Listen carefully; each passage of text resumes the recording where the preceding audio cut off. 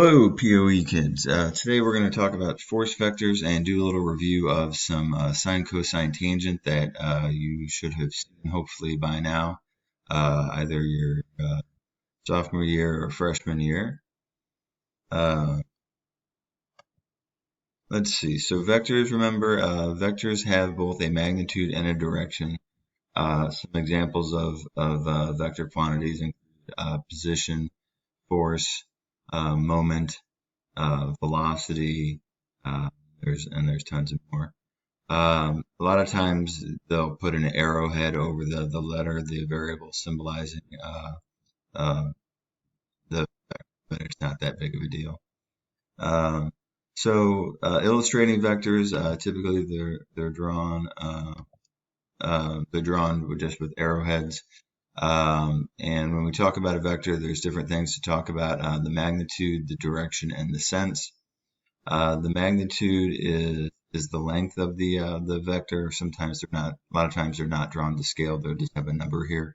But if it's a force vector, it's how many newtons it is. They're showing that this is 3 units long with these 2 lines in the middle. So that's the magnitude. The direction is 30 degrees, and they're indicating that it's counterclockwise from the x-axis. Okay. And the sense is really no big deal. It's going up and to the right. Okay. So don't make that hard. It's going up and to the right. So here they've got a chart basically showing this, but I don't think you really need to spend a lot of time looking at this. There's up and to the right, down and to the right, down and to the left, and up and to the left.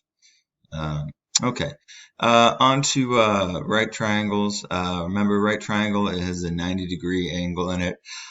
And that's all the kind of triangles we're going to be looking at, only right triangles. All the angles add up to be 180 degrees. That's important to know.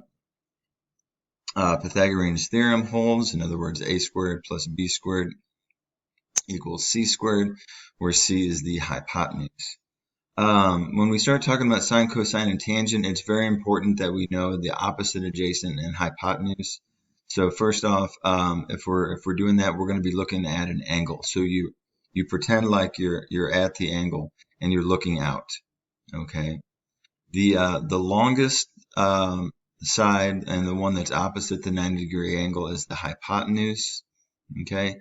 The one that is opposite the angle is known as the opposite, and the one that's right next to the angle is the adjacent. All right, so you gotta have that down. If you don't have that down, then everything else is confusing. So sine, cosine, and tangent. So sine is equal to opposite over hypotenuse. Cosine is equal to adjacent over hypotenuse. Okay, so sine and cosine both reference the hypotenuse. Tangent does not.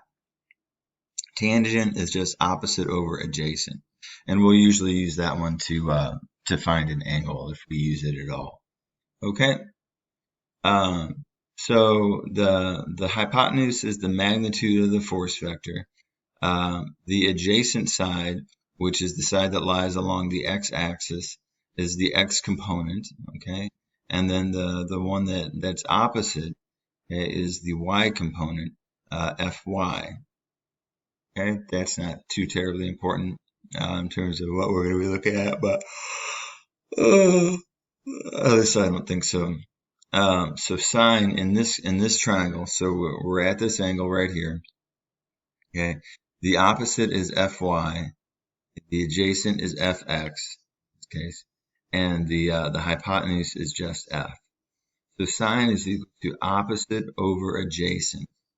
Okay, Fy over F. I'm sorry, opposite over hypotenuse. Let's try that again.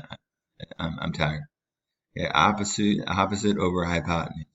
Try that one more time. Okay, cosine is equal to adjacent over the hypotenuse. Okay, and tangent is equal to opposite over adjacent.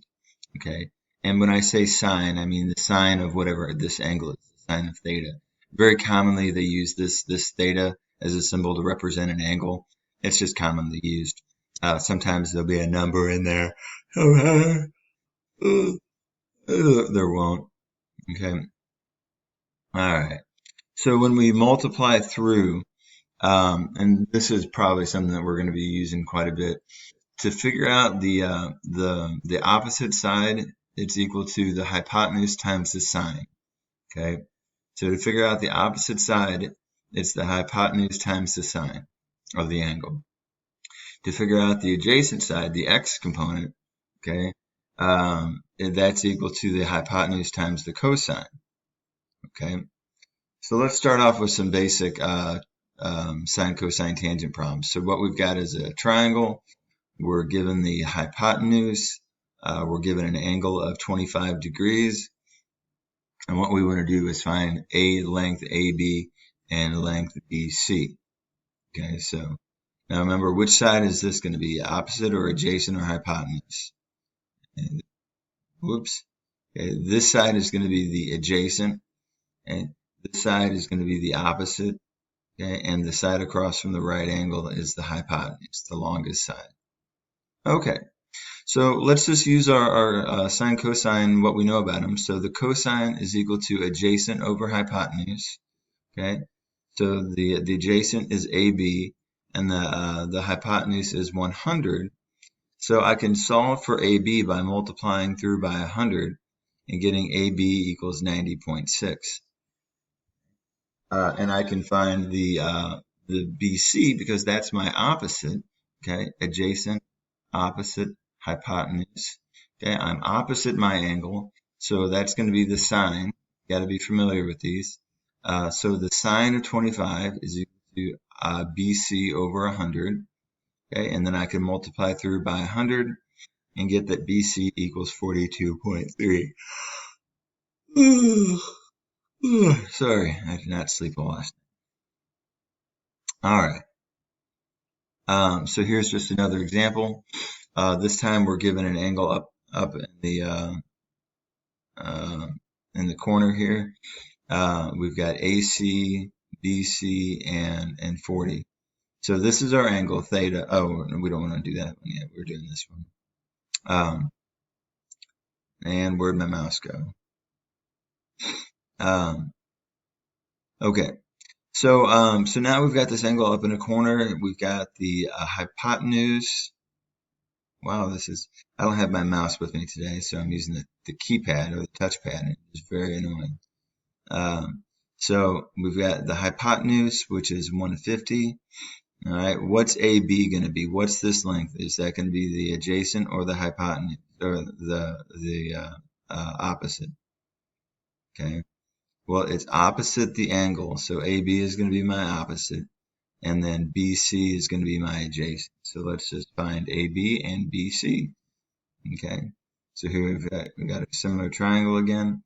So the cosine of 40 is going to equal my adjacent, which is BC, over the hypotenuse, which is 100.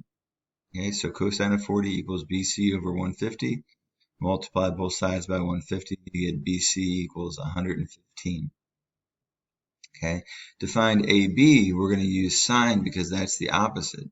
So sine of 40, which is my angle, equals AB opposite over hypotenuse, AB over 150. Okay, so I think these are pretty basic. I think once you get these, and they don't have to be that hard. One last example I want to go through that's a little bit different. What I want to do is find the angle here. Okay, this time we're not given the angle, but we're given sides. And we're going to use the tangent function. We haven't used tangent yet. So tangent is equal to opposite over adjacent. TOA. SOHCAHTOA, TOA. Okay. So opposite over adjacent equals tangent of theta. So we write it just like that. The tangent of theta equals opposite over adjacent. Now then what you have to do to solve this is take the inverse tangent of both sides, which leaves me tangent or theta on one side, and then on this side it's the inverse tangent of 40 divided by 60. And to put that in your calculator, what you would do is you'd hit 40 divided by 60 and then enter. Okay, and then you'd hit the second tangent button. You'd hit the second button and then the tangent button, and then enter that number in it, and you would get 33.7 if you did that right. Okay, so what I want you to do now is do the trig practice worksheet, and then we'll come back and finish up stuff. All right, good.